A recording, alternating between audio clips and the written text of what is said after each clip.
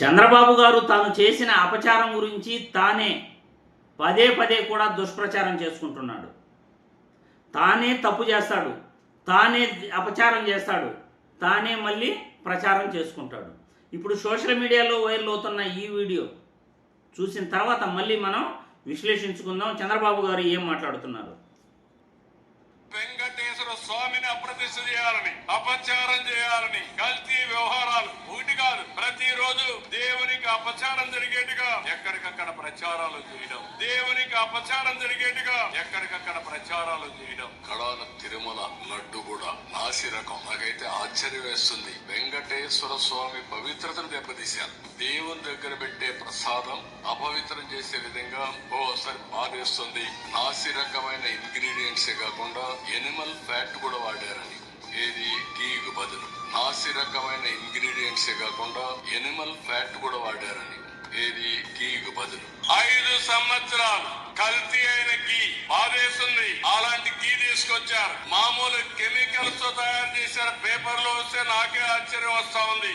ఎలాంటి కెమికల్స్ అంటే మన బాత్రూముల్లో వేసి క్లీన్ చేసే కెమికల్ ని గీలో వేసి దాన్ని మళ్ళీ లడ్డు చేసి మనం తినే పరిస్థితికి వచ్చామని వస్తున్నాయి. మన బాత్రూముల్లో వేసి క్లీన్ చేసే కెమికల్ ని గీలో వేసి దాన్ని మళ్ళీ లడ్డు చేసి మనం తినే పరిస్థితికి వచ్చామని వస్తున్నాయి. చూశారు కదా చంద్రబాబు నాయుడు గారు ఎలా దుష్ప్రచారం చేస్తున్నారు. మీరు సోషల్ మీడియాలో వైరల్ అవుతున్న వీడియోలో చూశారు. ఎవరు దుష్ప్రచారం చేశారు? 2019 నుండి 2024 వరకు ప్రతి సంవత్సరం కూడా నువ్వు తిరుమలకు వెళ్ళావు కదా, కుటుంబంతో కలిసి వెళ్ళి నీ మనవడు బర్త్డే చేసావు కదా, ఆ రోజు నువ్వు ప్రసాదం తిన్నావు కదా.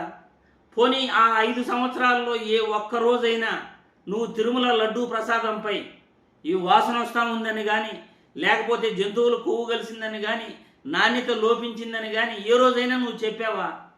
ఒక్కరోజు కూడా గత 5 సంవత్సరాల్లో ఒక్కరోజు కూడా నువ్వు చెప్పలేదు. నువ్వు అధికారంలోకి వచ్చిన వెంటనే ఏఆర్ డైరీ నుండి వచ్చిన నెయ్యిని జంతువులు కొవ్వు కలిసిందని రిటర్న్ పంపించేశావు. మళ్ళీ అదే నెయ్యిని వైష్ణవి డైరీ నుండి ఇన్వాయిస్ తెప్పించి మళ్ళీ తిరుమలకు పంపించావు. ఆ నెయ్యినే తిరుమల లడ్డూలో కలిపి వాడించేశావు. ప్రచారం చేసింది ఎవరు? నువ్వే కదా ప్రచారం చేసింది, దుర్మార్గమైన ప్రచారం.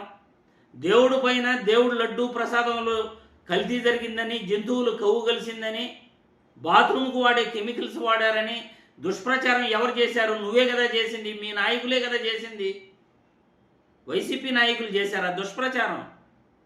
మరి ఎవరు రాజకీయాల్లోకి దేవుణ్ణి కూడా లాగింది ఎవరు? మీరే కదా. మీరే అపచారం చేస్తారు, మీరే దుష్ప్రచారం చేస్తారు, మళ్ళీ మీరే జగన్మోహన్ రెడ్డి చేశాడంటారు. ఆధారం చూపించి ఏ ఒక్కరోజైనా జగన్మోహన్ రెడ్డి గతంలో కానీ ఇప్పుడు కానీ ఆయన దేవుడి పైన దుష్ప్రచారం చేశాడేమో? మీరు చేసే దుష్ప్రచారాన్ని వాళ్ళు అడ్డుకునే ప్రయత్నం చేస్తున్నారు.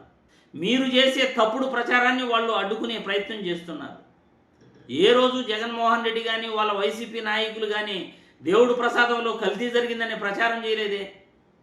2022లో సుబ్బారెడ్డి గారు దేవుడు ప్రసాదంలో కల్తీ జరుగుతూ ఉంది, నాణ్యత లోపిస్తూ ఉంది అని ఆయన సీక్రెట్గానే కమిటీ వేయమన్నాడు, సీక్రెట్గానే దానిపైన ఎంక్వైరీ చేయమని చెప్పారు. బహిర్గతం చేయలేదే, ప్రజల్లో దుష్ప్రచారం చేయలేదే. ఆ రోజు 2022లో వైవి సుబ్బారెడ్డి గారు చెప్పిన వెంటనే జగన్మోహన్ రెడ్డి ప్రెస్ మీట్ పెట్టి 2014 నుండి 19 వరకు ఈ విధంగా తిరుమల లడ్డు ప్రసాదంలో కల్తీ జరిగింది, చంద్రబాబు నాయుడు కల్తీ చేశాడు అని ప్రచారం చేసి ఉండొచ్చు కదా. కానీ ఆ రోజు జగన్మోహన్ రెడ్డి నీలాగా ఆలోచించలేదే. ఆ రోజు జగన్మోహన్ రెడ్డి నీలాగా ఆలోచించలేదు కాబట్టి దేవుణ్ణి రాజకీయాల్లోకి లాగలేదు. కానీ నువ్వు మాత్రం ఈరోజు దేవుణ్ణి రాజకీయాల్లోకి లాగి ప్రతిరోజు కూడా దేవుడు ప్రసాదంపై విషప్రచారం చేస్తున్నావు, భక్తుల మనోభావాలను దెబ్బతీస్తున్నావు. ఇంత దుర్మార్గమైన దుష్ప్రచారం చేసింది నువ్వు, తప్పు చేసింది నువ్వు. ఆ ఏఆర్ డైరీ నుండి వచ్చిన నెయ్యిని కల్తీ జరిగిందని చెప్పింది నువ్వు, దాన్ని వెనక్కి పంపింది నువ్వు. అదే నెయ్యి ట్యాంకర్లో మళ్ళీ వైష్ణవి డైరీ ద్వారా తిరుమలకు పంపి తిరుమల లడ్డూలు తయారు చేయించింది నువ్వు. ఇక అపచారం అంతా నువ్వు చేసి వైసీపీ ప్రభుత్వంపై నెపం నెడుతావా? జగన్మోహన్ రెడ్డిపై తప్పు నెట్టుతావా?